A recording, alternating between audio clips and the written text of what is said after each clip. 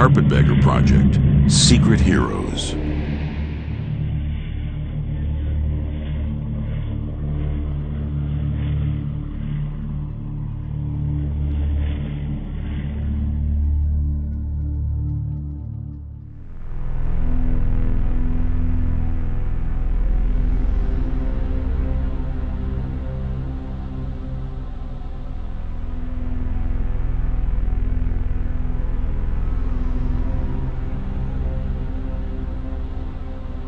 In December 1941, the horrific events of the Second World War were well underway when the United States joined the Allies after the Japanese attack on Pearl Harbor.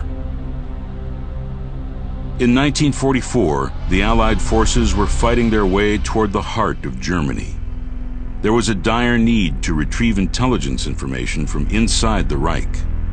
Resistance groups in the occupied territories were supplying valuable information to the Allied planning staffs, but inserting agents into the deadly German environment would prove to be very difficult.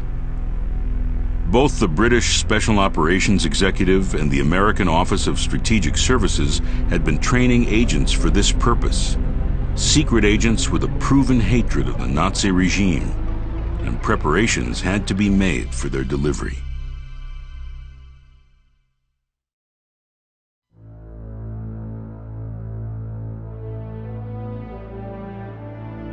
Carpetbagger was a code name issued to the clandestine activities of the U.S. Army 8th Air Force. The American 801st 492nd Bomb Group, together with the Royal Air Force Special Duty Squadrons from Tempsford, England, and other British bases, flew highly classified special operations to deliver arms, supplies, and agents from a secret air base at Harrington, England. Churchill gave the order to organize some kind of resistance in 1940 when France fell.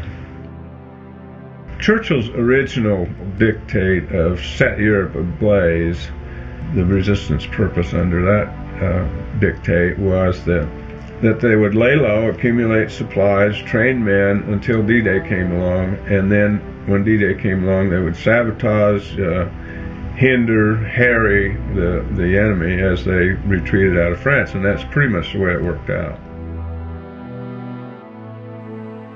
Beginning in the fall of 1943 and continuing well into the spring of 1945, the Carpetbagger Project flew over 3,000 sorties, carrying more than 7,000 tons of operational supplies, which were used by guerrilla forces to destroy German supply trains, depots, and other military strongpoints. Working with the cooperation of the British Special Operations Executive, they successfully armed, controlled, and coordinated the covert activities of more than 350,000 resistance members.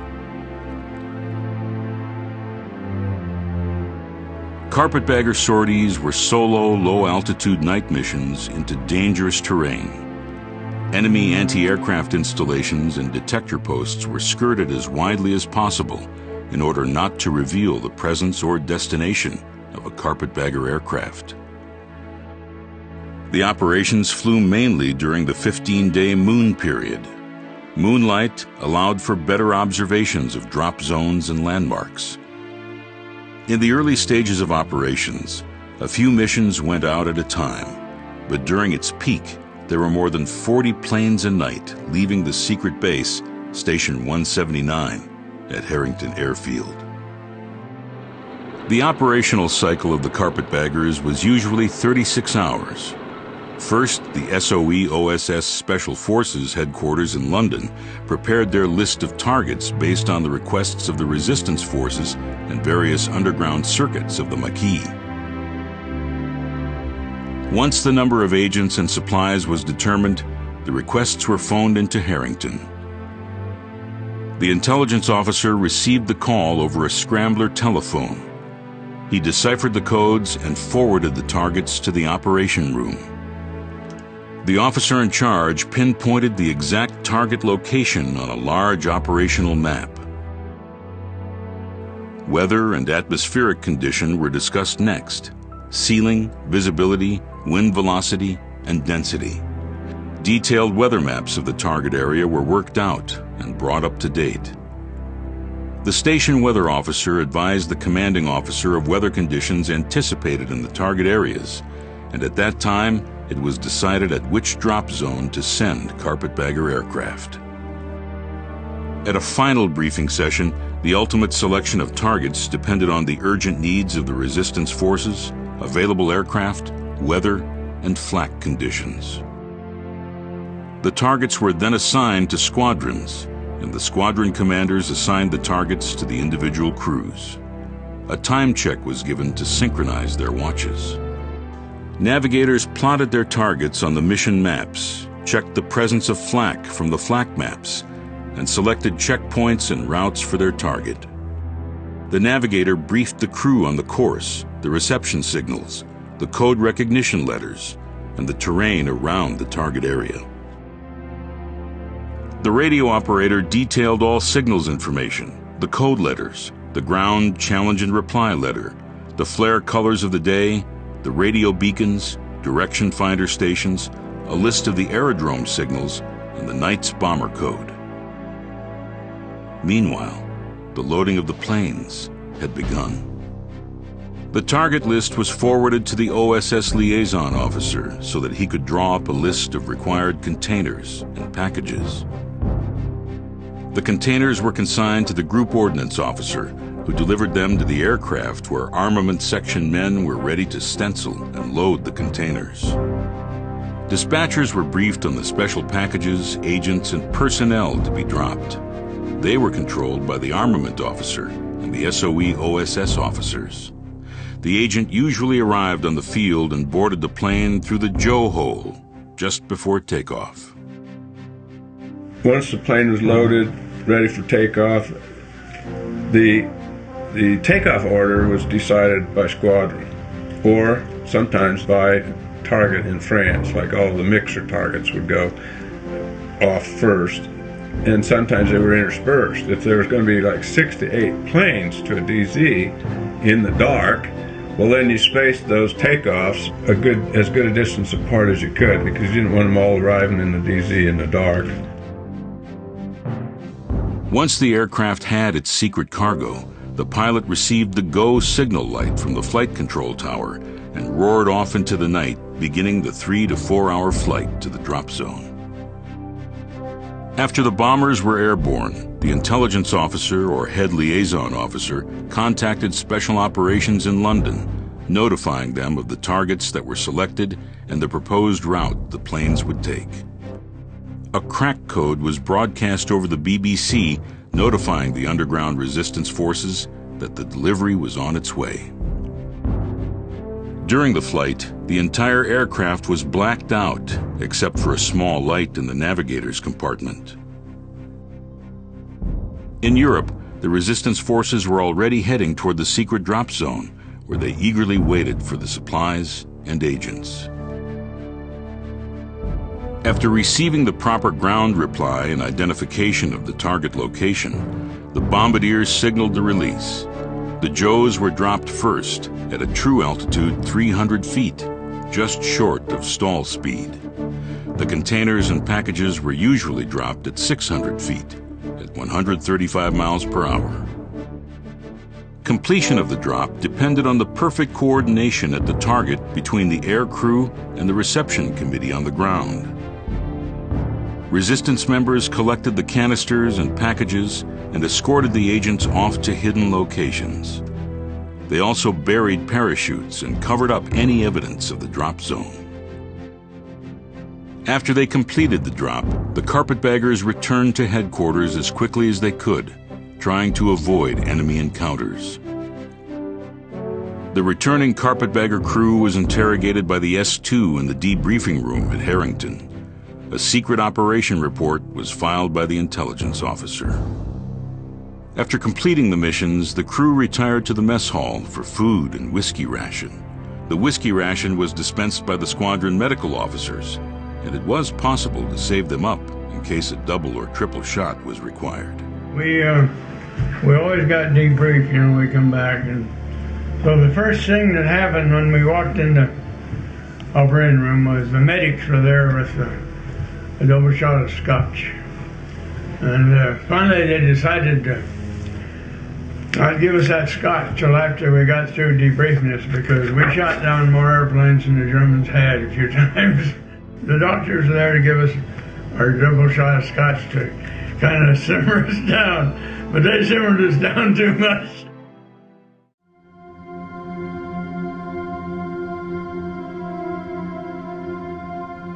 The agent's main function was to provide a link between the resistance forces and Allied command. They provided liaison, leadership, and expert advice. They also could arrange for more airdrops of supplies, arms, and ammunition.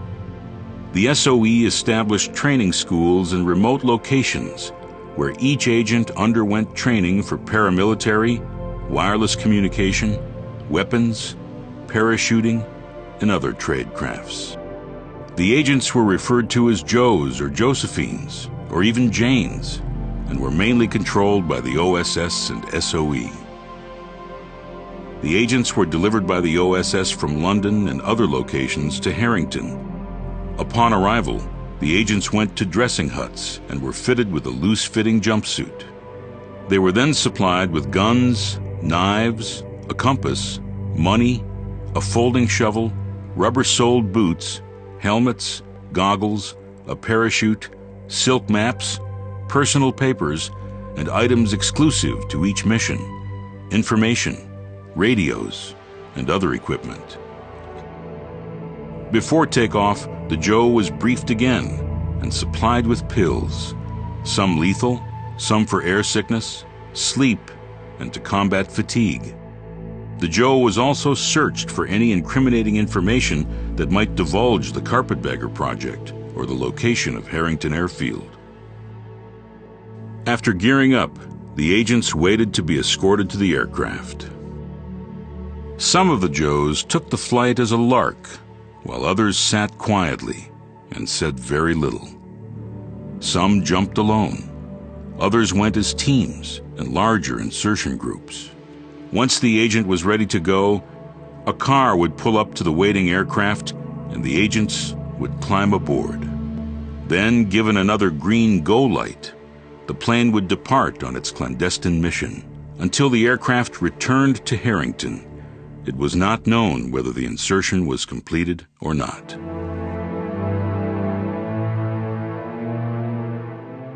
The Jedburgh Directive, which was synchronized with the Allied invasion of the continent, called for the inserting behind enemy lines of parties of 3 jumpers, which armed the civilian population and carried out guerrilla activities against the enemy's line of communication.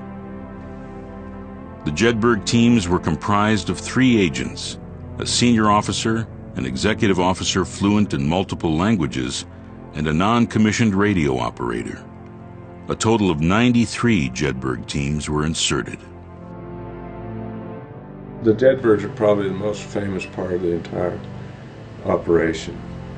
The idea was conceived by the British, organized by the British, Americans, and French. The original idea was we'll have X number of Jedburgh teams. They would be all Allied, 1 British, 1 French, 1 American. At least one had to be fluent in French. The way it worked out was sometimes you'd have 2 Brits and 1 French. Sometimes you'd have an American that spoke French and 2 British agents, neither one of whom spoke French.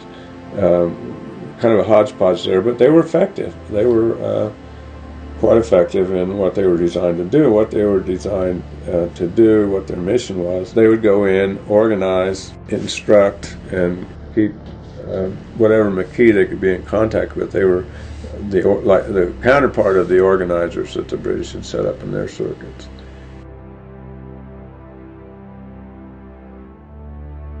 They were darn good at recognizing where to have drops made. There's hardly any drop to of a Jedburgh team or by a Jedburgh team or had been set up by a Jedburgh team that went bad. They were almost always on the right kind of ground. The lighting was perfect. The coding was better. and so on. And they got in quite a few supplies and additional personnel to work with handicapping the Germans in their retreat.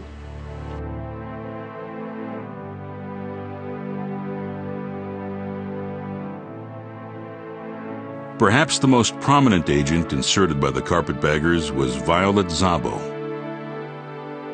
She was born Violette Bouchel in Paris, France, to a French mother and an English father. The family moved to London, where she attended school in Brixton until the age of 14. Violet met Etienne Szabo, a French officer, at the Bastille Day parade in London in 1940. They married after a quick romance. Violet was 19 and Etienne 31 at the time. Shortly after the birth of their only child, Tanya, Etienne died of chest wounds at the Battle of El Alamein in October 1942. It was her husband's death that prompted her to join the SOE. On her first mission, she was inserted into France near Cherbourg. She led a resistance group in sabotaging road and rail bridges. She made wireless reports on the local factories producing war materials for the Germans, which established Allied bombing targets. She returned to England by Lysander on April 30th, 1944. Her second insertion was the day after D-Day. She coordinated the activities of the local maquisards in sabotaging communication lines during German attempts to stem the Normandy landings. While traveling in a car with the Maquis, the suspicions of German troops were raised at an unexpected roadblock. A brief gun battle ensued. She put up a fierce resistance until she ran out of ammunition. Szabo was taken prisoner and interrogated under torture. She was transferred to Ravensbrück concentration camp, where she was executed in February 1945. She was 23 years old. Violet Szabo was the second woman to be awarded the George Cross, bestowed posthumously on December 17, 1946.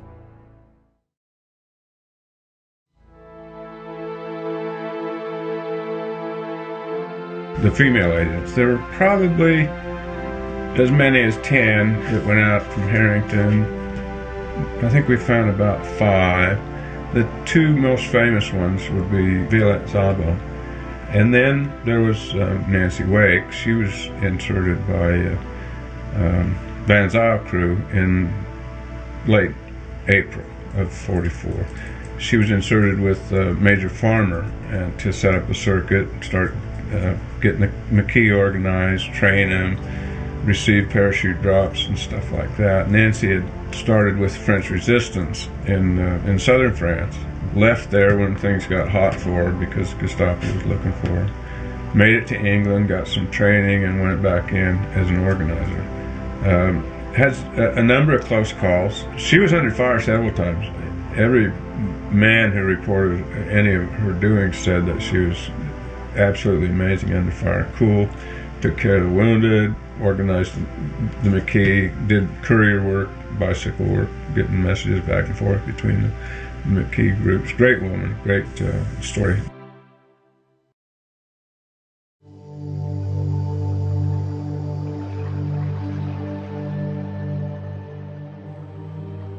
The majority of operations were to supply the French resistance, known as the Maquis. They were composed of men and women who had escaped into the mountains to avoid forced labor for Germany. During the Allied invasion of Normandy, the Maquis and the French resistance delayed German mobilization by blowing up railroad tracks and repeatedly attacking German army equipment and garrison trains. The Maquis also aided the escape of downed Allied airmen, Jews, and others pursued by the Germans and the French militia. What had started as loose groups of individuals became increasingly organized destructive resistance forces. The word Maquis came from the type of terrain in which the resistance groups were hiding, strictly meaning thicket. Maquis could also be translated as the bush. Members of the resistance group were called maquisards. Most maquisards operated in the isolated mountainous areas of rural France.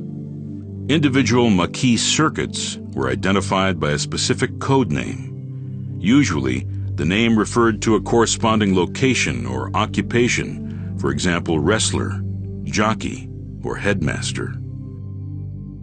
The supply requests from each circuit were sent by radio to special operations in London, and then on to the carpetbaggers. The exact location of the reception committee was determined by matching the code name to the secret files kept at the carpetbagger headquarters. The paralyzing of German infrastructure was widely thought to have been very successful. British Prime Minister Winston Churchill wrote in his memoirs, "The French resistance movement played a noble part in the liberation of Brittany, and the peninsula was quickly overrun." General Eisenhower commented, "The Free French had been of inestimable value in the campaign. Without their assistance, the liberation of France and the defeat of the enemy would have consumed much longer time and meant greater losses to ourselves." The resistance is to the French is legend. I mean, if you can, ever since World War II, if you could claim any kind of connection at all with the resistance, well, you had a political future, if you wanted, and you had some respect in whatever community or capacity you were serving. There were collaborators, there were defectors, there were double agents. The Maquis were, you got to understand, they were all volunteers. I mean, once you're surrendered your country, you can't draft anybody. So every Maquis person was voluntary and did the best they could under the circumstances they had to operate in. But it was a period for anybody that was in resistance, had to be a period of constant stress, worry, not sure about your alliance with this person or that leader. When the Germans increased their demand for labor, well, they knew instantly that they better head for the woods unless they wanted to go do forced labor in Germany, where the Americans were dropping bombs all the time, and the British too. So that was just kind of the kicker that forced them into the field and made the resistance so successful in the summer of '44.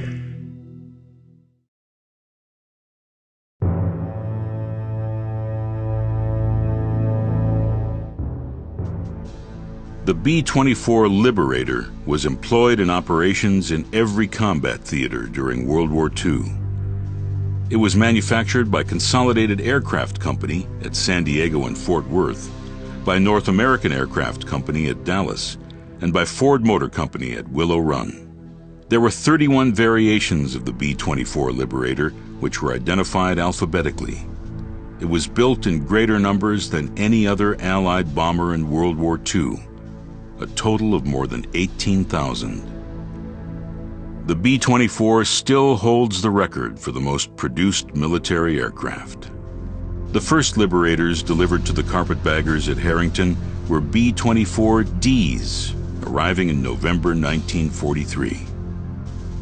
The Liberator was the primary aircraft and the workhorse of the carpetbaggers. Modification work was needed to prepare the planes for carpetbagger duties. All armament and associated equipment was removed except for the upper and tail turrets. The waist gun positions were removed and black curtains were used over the windows. The belly or ball turret was also removed and replaced with the Joe hole, which was covered by a hinged plywood board. The outer skins of the Liberators were painted matte black. Blister windows were installed to give pilots greater visibility. The nose turret was removed, and a greenhouse was fashioned to allow the bombardier a good view of the drop zone and better pilotage for the navigator. The aircraft was equipped to manage 4 methods of navigation: pilotage, dead reckoning, radio navigation, and celestial navigation. One plane that we flew most of the time, and it was called the Varga Bell, and we kept that almost the whole time, and it had been in some bomb group ahead of it when we got it, because most of the planes that Harrington had were worn out bombers from some bomb group that they didn't think was fit for high altitude anymore. So they took them to some place to redo them. They took out if they had a nose turret, they took that out and put a plexiglass in front of them, so the bombardier and the navigator could both sit there and look out. And they removed the ball turret, and the ball turret hole is where the agents dropped out. Some units of the 8th Air Force Carpetbaggers also flew the B-17 Flying Fortress.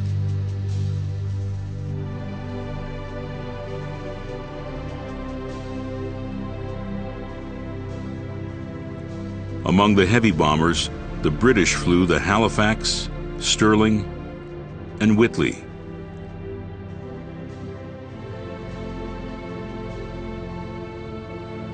The American C-47 Dakota was used to carry larger operational groups of agents and a wide variety of supplies and personnel into and out of France during July and August of 1944.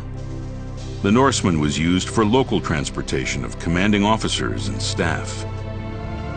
Other aircraft included the A-26 Invader, the Lysander, the British Mosquitoes. It was used for single agent drops and agent retrieval missions, as well as weather, flight path, and target objective reconnaissance.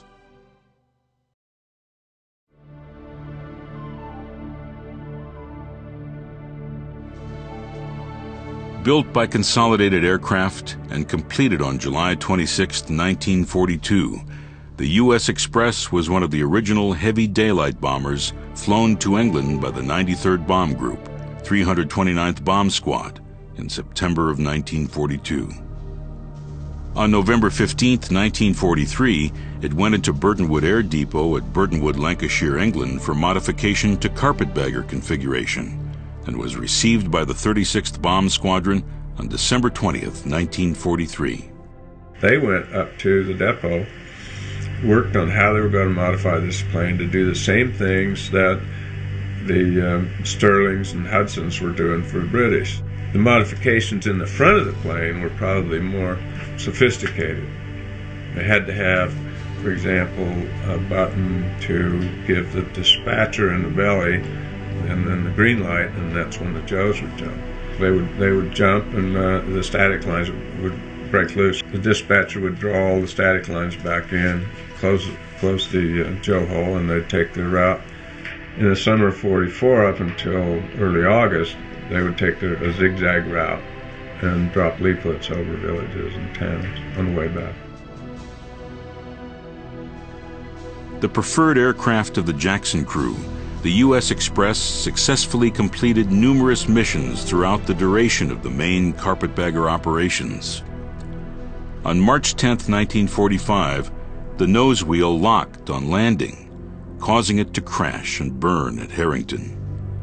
The U.S. Express was salvaged the next day. A tail section from the aircraft was fitted to another Carpetbagger B-24, named Cookie, which crashed on a mountain in Norway, April 7, 1945. The crash site in Norway was discovered many years later. Remains of the tail section show the tail number 41-23674, as well as the 93rd Bomb Group identification, the blue B in a white disc, and the original 329th Bomb Squadron call letter U had been rendered visible by the effect of weather on the black paint applied over the original markings.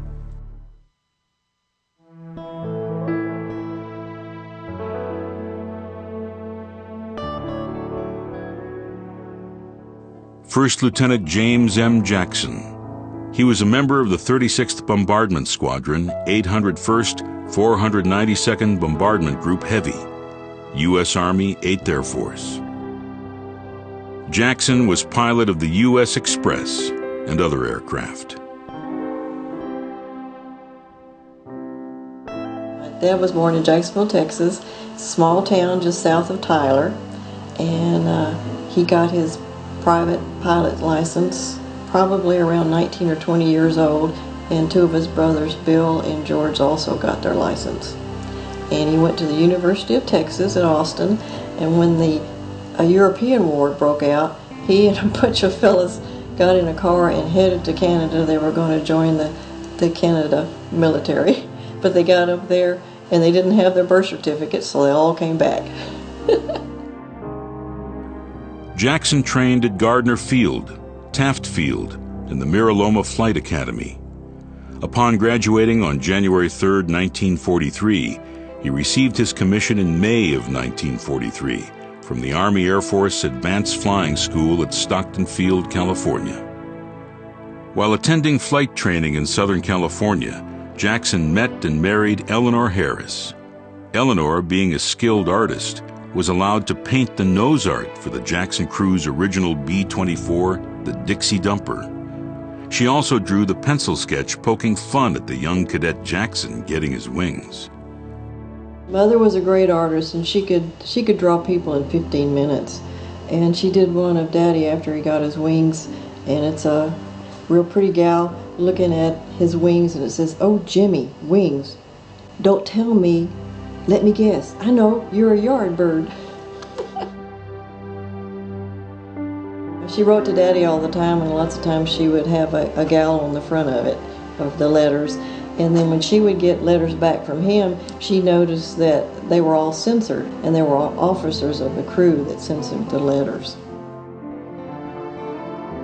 I don't know of anyone that ever revealed any of the secrets of what went on, but we as officers were all assigned to checking any letters that our enlisted men not sent out. Enlisted men sent the letter out. You had the officers had to review it and sign on the top there, okay, and the date, and sign your signature of and the rank of the officer. Stedman wrote to his folks, and my dad put a letter into it. It says, "Dear Mr. and Mrs. Stedman, I am the censor of this letter and also Wyman's pilot. I am sorry for having to cut some out of his letter. I just wanted you both to know that I am proud to have a man of Wyman's type on my crew. He is one that I place a lot of trust and confidence in. I hope someday I may meet you personally. Yours truly, Lieutenant James M. Jackson." He left in December of 43, and I was born in March of 1944. And they sent him a telegram saying that he had a baby girl, and they all celebrated with some whiskey.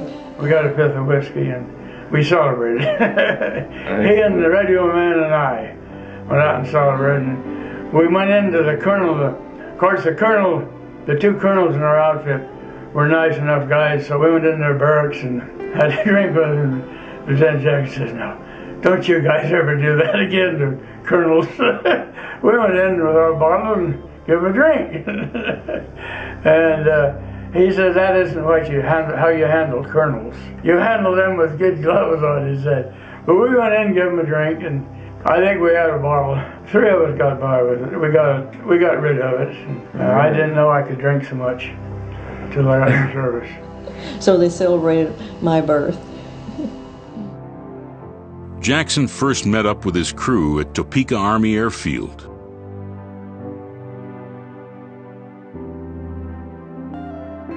The crew left Topeka aboard the B-24, the Dixie Dumper, stopping to refuel in Florida. They left Florida for Brazil, and there they had a 19-day layover before leaving for Africa. The flight across the Atlantic Ocean took 14 hours. After a brief stay in Africa, the Jackson crew arrived in England at the RAF base located near Alconbury. Lieutenant Jackson flew 2 Carpetbagger training missions with the 406th Squadron at Alconbury as a co-pilot with the Lucy crew and the Kelly crew. He arrived at Carpetbagger headquarters in Harrington, England in March 1944.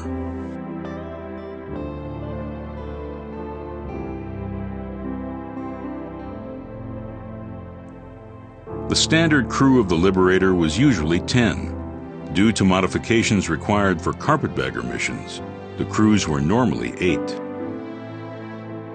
We had a tail gunner, 2 waist gunners, an engineer, a radio operator, bombardier, a navigator, and 2 pilots. That was our crew. There wasn't any sir in this, that. We were all Bill and Joe or whatever. Had a wonderful crew. I think there are 4 of us left.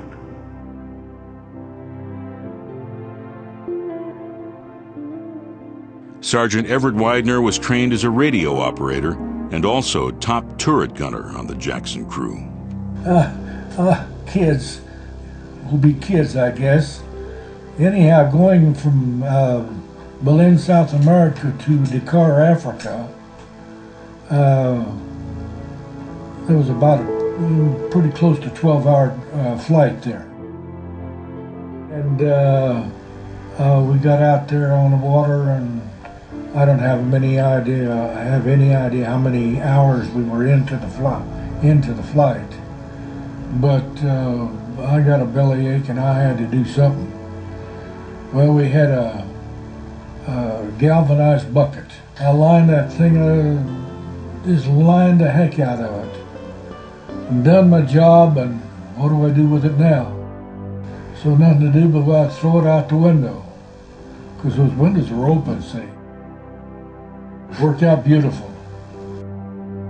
Landed in Dakar, Africa, and walked around the airplane to see if everything is all right. And old Jackson had looked at that, and a little yellow streak from that window to the tail end.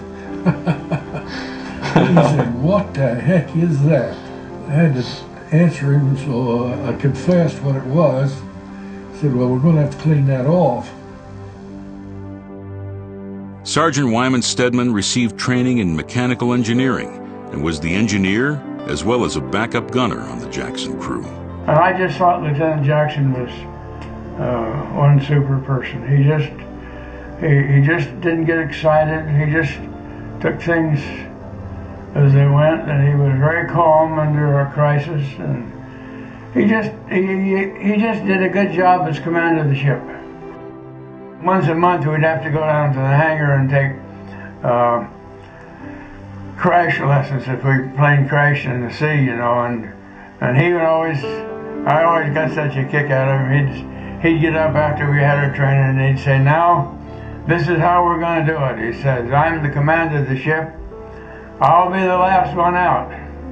And Sergeant Stedman is the non-commissioned officer of this crew, and he'll be the second to the last one out. "Does anybody have any comments?" I said, "I do." I said, "If I'm to be the second to the last guy out, you guys better be going like it all, because I'm going to get out." Sergeant Leroy Souther was trained as a gunner and was also the dispatcher on the Jackson crew. The dispatcher was in charge of dropping the packages and leaflets out the Joe hole while they were over the target area. Also, it was the dispatcher's job to convince the Joes that it was time to go out. There are reported occasions of dispatchers having to step on the fingers of the Joes as they hung onto the bottom of the plane in an attempt to abort their mission. And there's been a time or two when they refused to jump, the Joes, because maybe they was, like, I think one time the RAF was bombing in the area, and they knew people would be out looking for them, so they wouldn't jump. Well, and the dispatcher just got to nudge them a little bit, and out they'd go. That's what they said we should do, so that's what they did. But not very often. Usually they went out. We had was about a 30-inch hole at the bottom in the floor of the pane. In fact, when we would drop an agent there, you just sit him on the edge of that little circle there, and none of the agents that we dropped, none of them could speak English. They were all foreign language speakers, German or French, and the only thing they understood was okay. When the fellow that was going to drop them said okay, they threw their arms up in the air and straightened out that way, and they Going right down through the hole. We didn't have any problems. We didn't have any only problem we had was we had lost the second mission. And I think probably I was the most scared that time I ever was, because Lieutenant Jackson and Gillespie, he was the navigator, were talking on intercom. We could hear them talking. They were getting a little worried too. And finally, Lieutenant Jackson says there was one place called Chateau Dun. It was they had anti-aircraft guns. They had guns of all kinds.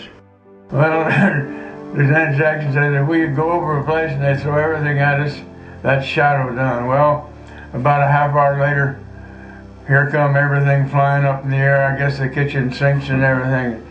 And Lieutenant Jackson says, "That's Chateau Dun.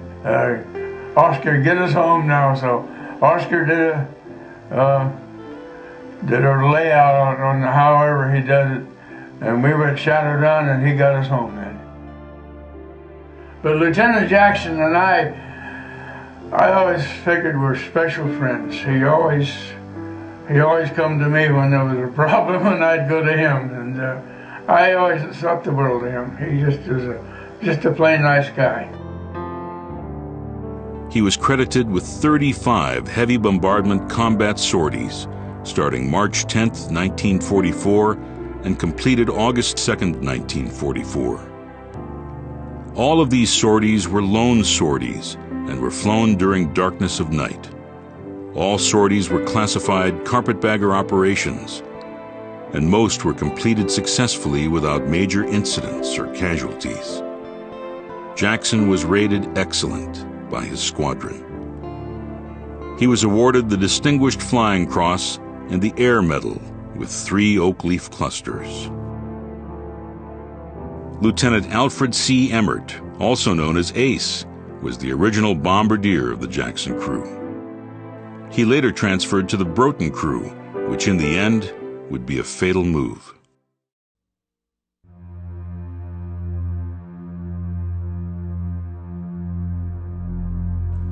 Broughton Crew Squadron 36, Aircraft 873, went missing in action during Operation Ventriloquist 35, Mission Report number 892. On the night of July 4th, the 36th Squadron crew of 2nd Lieutenant John C. Broughton were on their 9th mission. The flight from Station 179 to the target was uneventful. The pinpoint was established and the proper signals were given from the reception committee. The B-24 came in low over the target, made a very good drop, and headed back toward England. In the vicinity of Orleans, flying at 1,000 feet, a German night fighter appeared behind and below the bomber. It opened fire and raked the Liberator, and hits were made in every vital part. As the B-24 became engulfed in flames, the bailout alarm signal was sounded. The co-pilot, Lieutenant Tappan, made his way to the top escape hatch just as the plane exploded. He was propelled out of the hatch. Lieutenant Tappan parachuted to safety and successfully avoided the Germans with the help of the French resistance forces, while the rest of the crew, unable to escape, went down with the burning aircraft. The bombardier was Al Ace Emmert, formerly of the Jackson crew.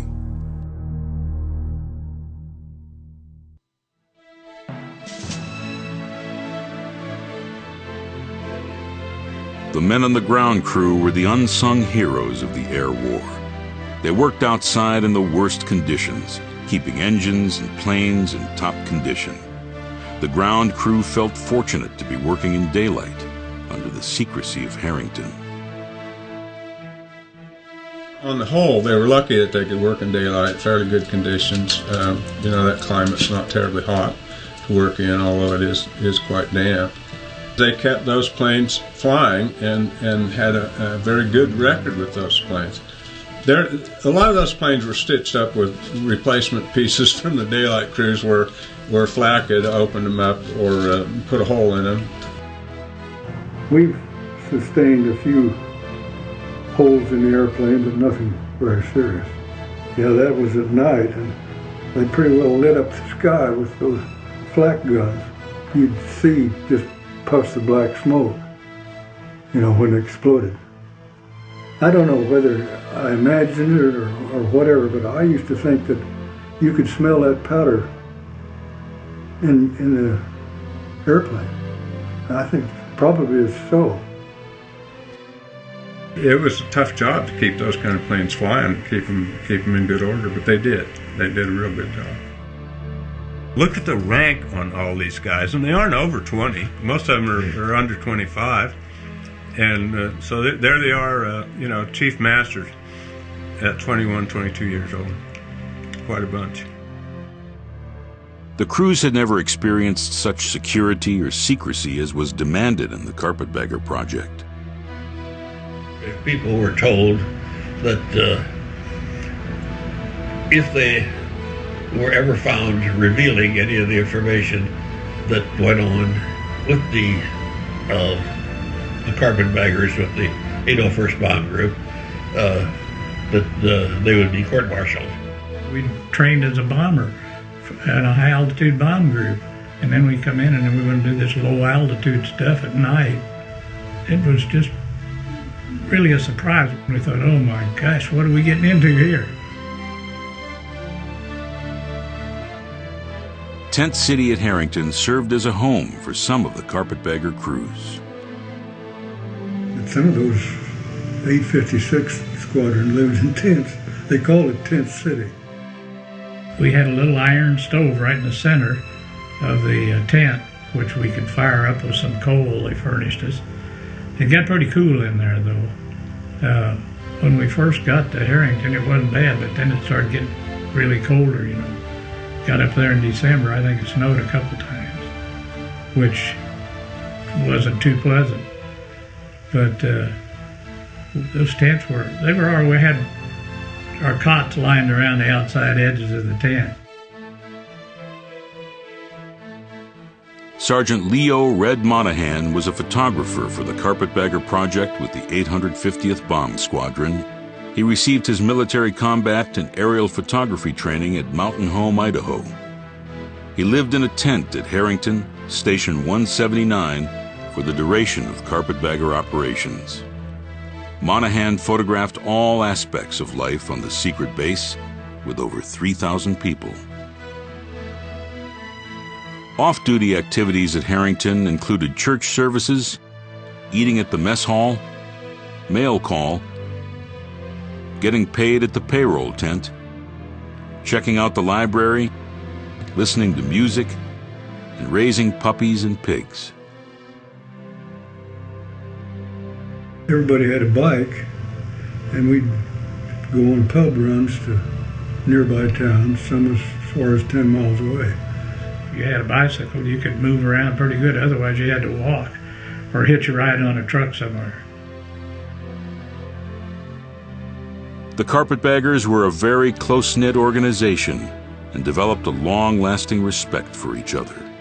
The camaraderie amongst the crews was second to none.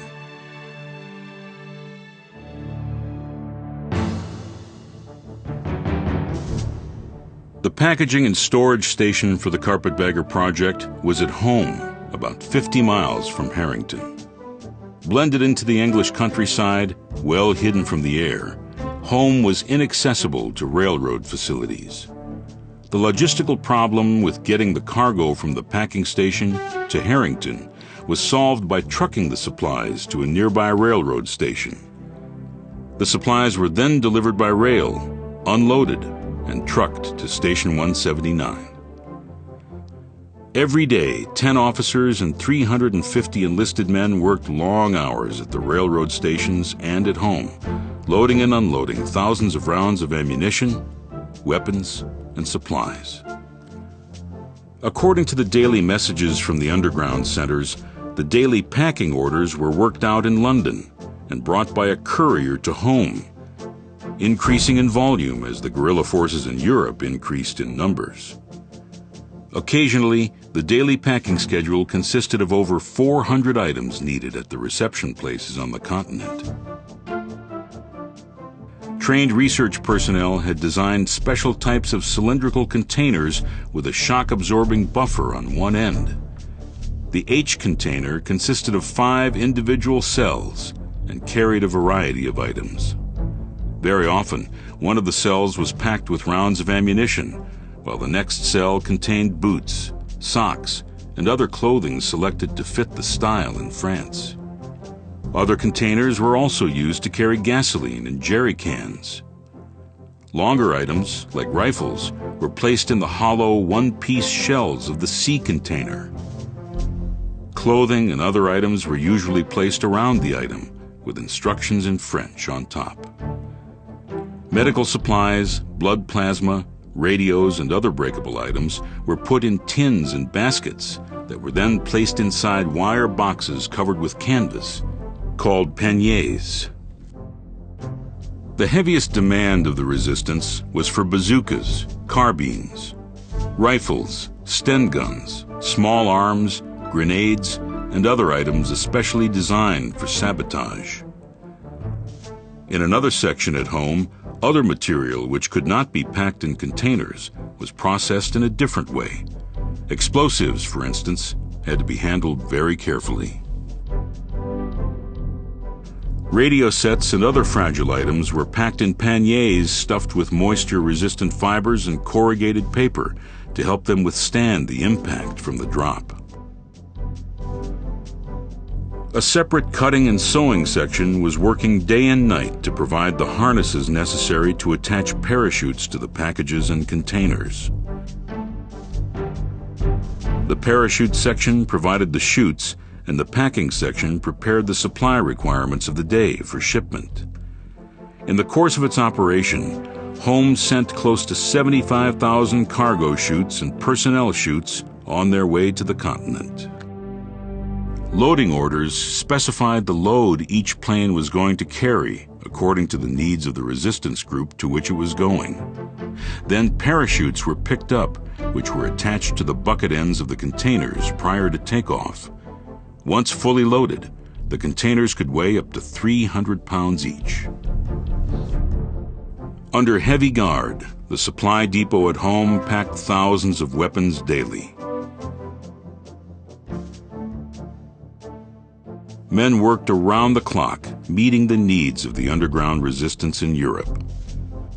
The Carpetbaggers supplied over 20,000 1903 Springfield rifles during the course of operations. Following the loading orders, the ordnance crews started picking up the cargo. C and H containers, panniers and packages carrying the weapons and supplies of the free world, were loaded onto carriers and shipped out to Harrington, ready for delivery to occupied Europe. The bomb bay of the B-24 carried 12 fully packed 300-pound containers. The same push-button method used to drop the bombs was employed to drop the containers. Packages were stored forward in the aircraft until after takeoff, and later placed on roller conveyors leading to the Joe hole.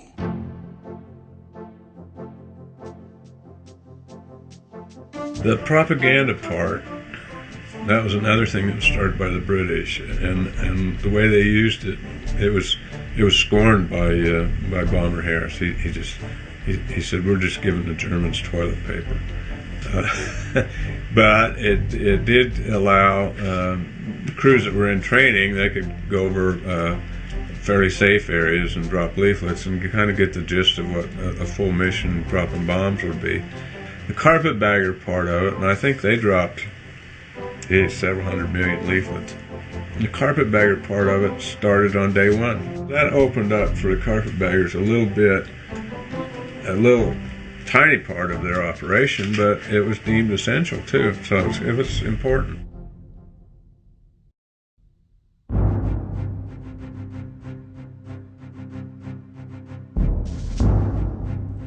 Station 179 was built by the 826th and 852nd Engineer Battalions of the U.S. Army as a Class A airfield intended for heavy bomber use. Construction started July 11, 1942, and was completed in the spring of 1944. Although the airfield had initially been constructed for use by a B-17 Flying Fortress bomb group, they were diverted to North Africa to support Operation Torch. At roughly 500 feet above sea level and located not too far away from the supply bases of Cheddington and Home, as well as the British SOE based at Thamesford, Harrington was chosen for the Carpetbagger operations by the 8th Air Force's Special Operation Group. The Carpetbagger Project peaked in June and July of 1944 as Operation Overlord became a reality in France. The total of 578 successful sorties was the highest achieved in a single month during the life of the project. Between January and September of 1944, the 801st 492nd Bomb Group undertook 2,263 separate missions, of which 1,577 were completed. The successful missions delivered to occupied Europe 662 Joes, or agents, 18,535 containers of supplies and weapons, 8,050 nickels, or bundles of 4,000 propaganda leaflets, 10,725 packages of supplies, and they carried 437 passengers. The project's leadership required a unique diplomatic ability which was necessary to achieve a working balance between all countries concerned. It was an incredible feat rarely expected from military units. Doolittle's on the right. Jimmy was famous for his 1942 raid on Tokyo, first time that the bombs were dropped on the Japanese homeland. Doolittle was well liked by almost everybody. That was his only appearances at Harrington, as far as I can tell, was that award ceremony.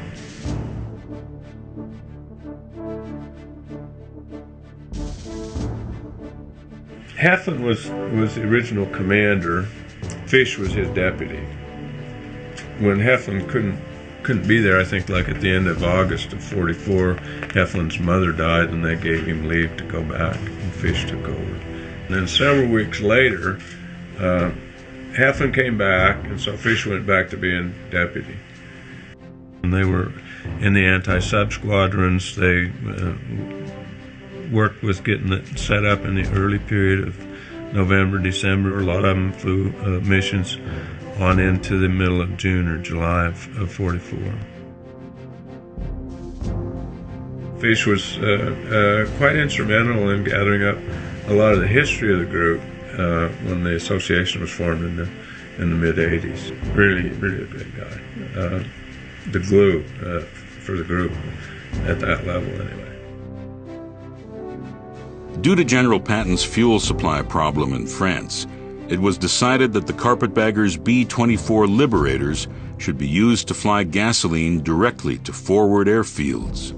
Between September 21st and September 30th, 1944, over 800,000 gallons of 80-octane gasoline were flown out from Harrington on trucking missions to 3 separate airfields in France and Belgium.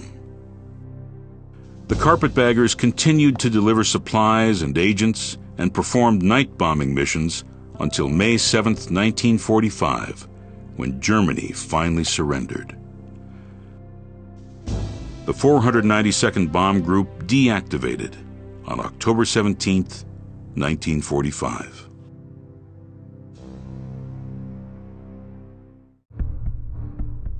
To a man, dedication, strict silence, and devotion were the price of accomplishing a colossal assignment, but the costs were even higher. Pilot, this is your bombardier. And I said, go ahead, Mr. Berry. He said, you know, I think there's some planes in the air down here. And about that time, he says, hey, yeah, there are planes in the air. He said, you know something? I think they're shooting at us. We lost a few planes there to fighters. We didn't. We never got attacked by fighters. One day, on one mission to Yugoslavia, as we were coming back, we'd already dropped our load and was coming back across. A Messerschmitt 109 flew up right alongside of us. It kind of came up from underneath. And the guy flew alongside us for a little ways, waved at us, and away he went. We was all ready to...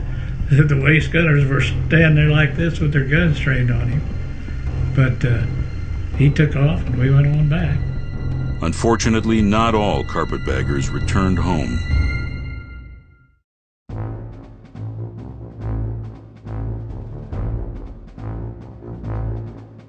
Tiger's Revenge flew its final mission on April 21st, 1945. Carpetbagger Operation codename Krupper 8 was to deliver supplies to the Norwegian resistance movement. The Keeney crew encountered a German Messerschmitt fighter over the North Sea. The fighter opened fire, causing the fuel tanks to ignite and one engine to go out. The crew managed to bail out before it exploded on impact. After hours of hiding and running, 7 of the airmen were transported to neutral Sweden. 2 airmen with broken legs were caught by the Germans and held prisoners until the end of the war. 1 airman was killed while jumping from the plane.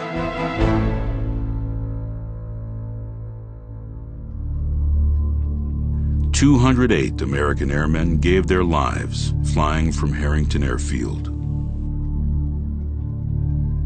The Carpetbagger Project was one of the best-kept secrets of World War II.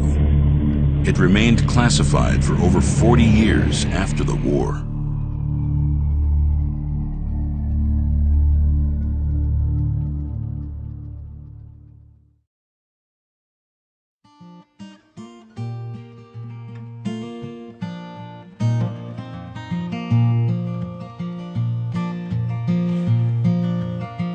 This is the night of the bomber's moon, and the planes are warming up.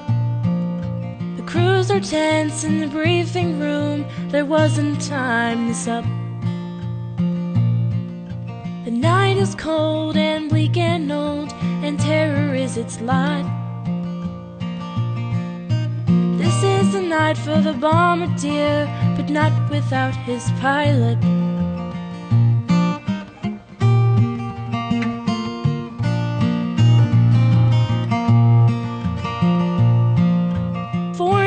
Giants squatting low, and the crews are ready and set.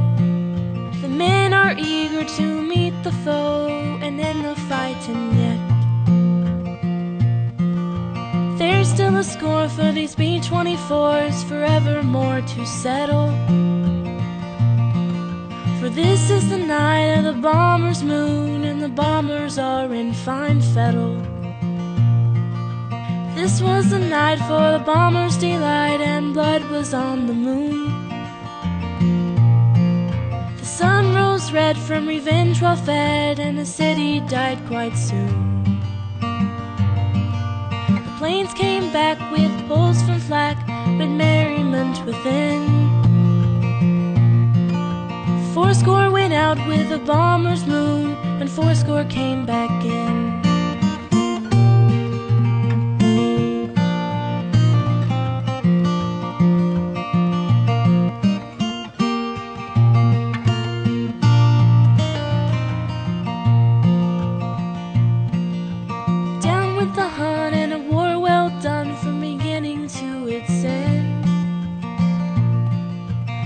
Shall rest, they stood the test, now peace is all the trend.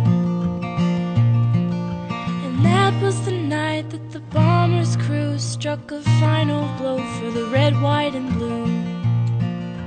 Now our men, victorious again, give thanks to God and say,